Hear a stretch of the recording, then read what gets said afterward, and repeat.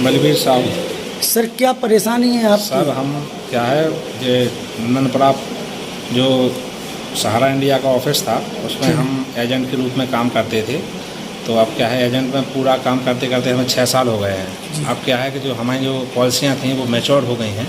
तो मैच्योरिटी के लिए जब हम ऑफिस गए तो मालूम पड़ा कि ऑफिस बंद हो चुका है। अब ऑफिस बंद हो चुका है तो क्या है कि हमको एजेंटों की धमकियाँ आती हैं कि तुम्हें जान से मार देंगे, पेमेंट हम तुमसे लेंगे, तुम्हारे पास जमा किया है, अब हम कहाँ जाएं। तो हम लोगों ने मतलब अपने जो खान साहब हैं हमारे सर, उनसे हमने रिक्वेस्ट की कि सर हमारे पैसों की कुछ व्यवस्था कराइए, क्योंकि अब एजेंटों भाई हम लोग तो एजेंट हैं, काम करते थे, अब काम करते थे कंपनी में जमा करते थे। अब कंपनी का ताला लग गया है ऑफिस का। अब हम लोगों के पास क्या है जो हमारे जो मतलब एजेंट वो थे जिनका हमने पैसा जमा करा था, वो हम लोगों को धमकियाँ देते हैं मारने के लिए कि हम तुमसे पैसा लेंगे। अब हम लोगों ने सर से भी कहा कि सर कुछ व्यवस्था कराइए। सर कह रहे हैं अभी कुछ नहीं हो सकता है, कोर्ट में मैटर चल रहा है।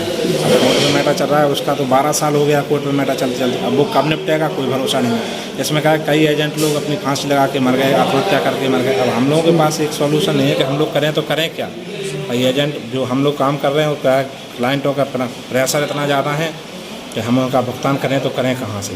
तो इसके लिए हम थोड़ा सोच रहे हैं। कुछ डीएम साहब से भी कहा था, उन्होंने भी मतलब हम लोगों ने आवेदन दिया था, एसएसपी के पास भी आवेदन दिया था, और ये यहाँ पर ये सिपरी थाना है उसमें भी हम लोगों ने एफआईआर कराई थी, लेकिन एफआईआर का आज तक कुछ निराकरण नहीं हुआ है भाई। और अदर जगह जैसे मान लीजिए दतिया में है, दतिया में जिन्होंने एफआईआर की थी तो उन्होंने उनके डायरेक्टरों को गिरफ्तार कर लिया था, तो दतिया में 1 करोड़ रुपये आ गया। अभी राजनांदगांव में बट रहा है पैसा।